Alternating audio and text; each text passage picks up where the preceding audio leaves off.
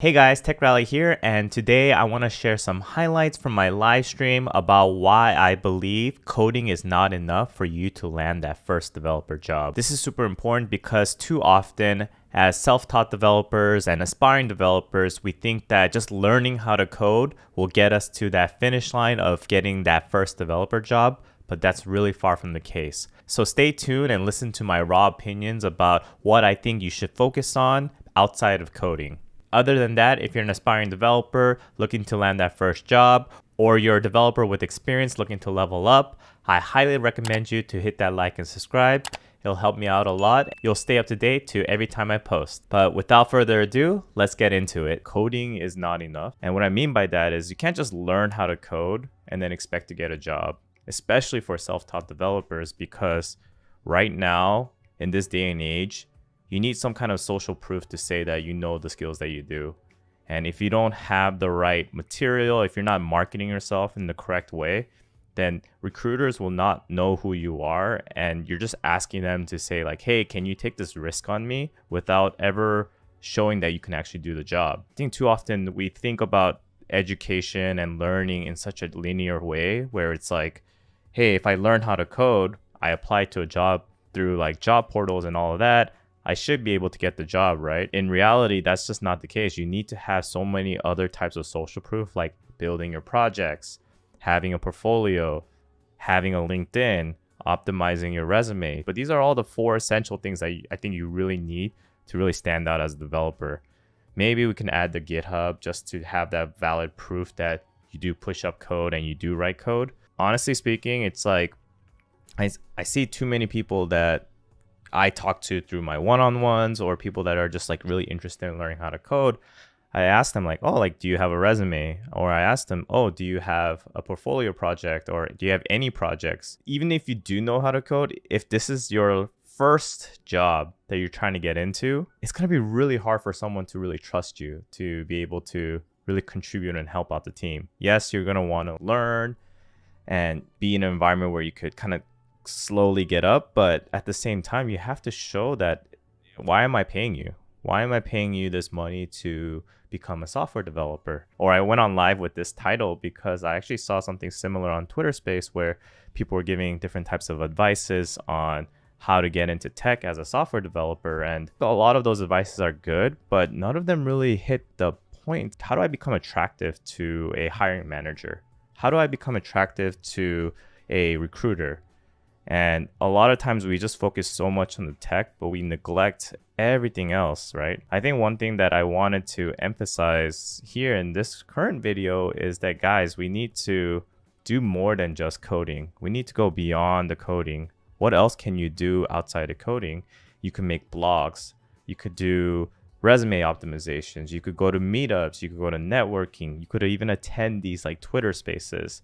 All of these things will just like really help you get to that next level. There's just like too many junior developers, unfortunately. If you don't really do anything else to stand out, then how do I decide between junior developer A candidate and junior developer B candidate and junior developer C candidate, right? Unless junior developer C has something that just really stands out, I'll be like, wow, I'm definitely going to hire this person. I feel that you have to go above and beyond, and you kind of have to treat your job search like another job. You know, this isn't easy. And I feel that people have just this expectation that coding alone will get you the job, but it just isn't the case. You have to do just a little bit more to stand out. After you get your first job, though, I don't feel that the portfolio, the projects, all of these things are not as important in my opinion, but what's important in the beginning is just proving that you can do it.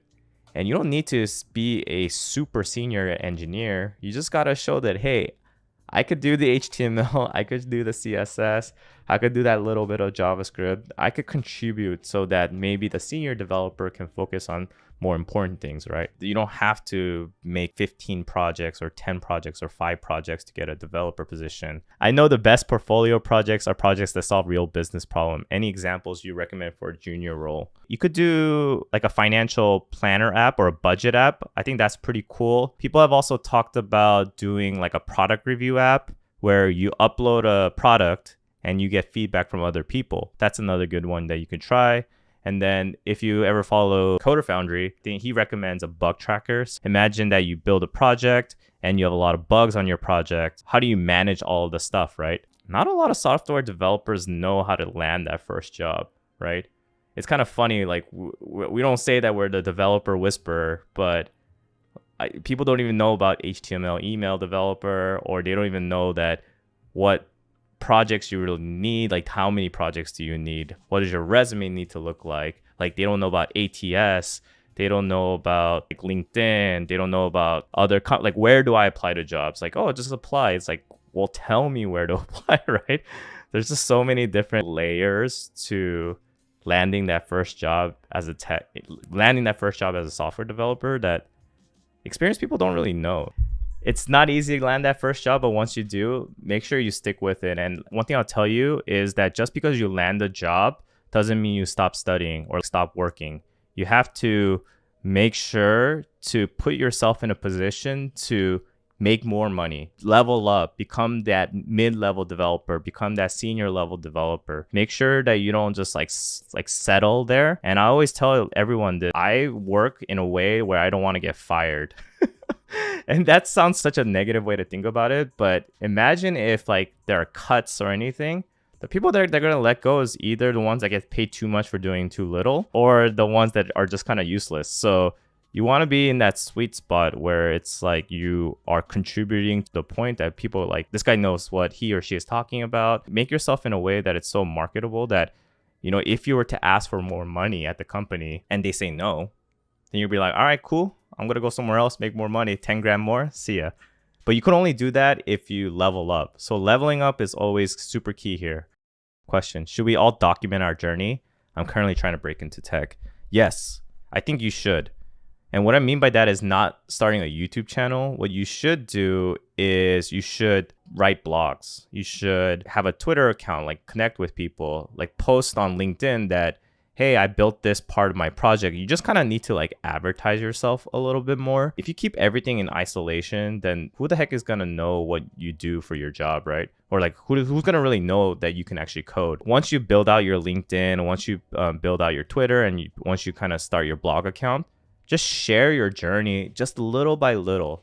If you learn something new using React, make a blog about it. And then on Twitter and LinkedIn, post a link referencing to that blog. And then maybe you could even use like hashtag recruiters, hashtag developers, hashtag whatever, so you could get more traction with that post.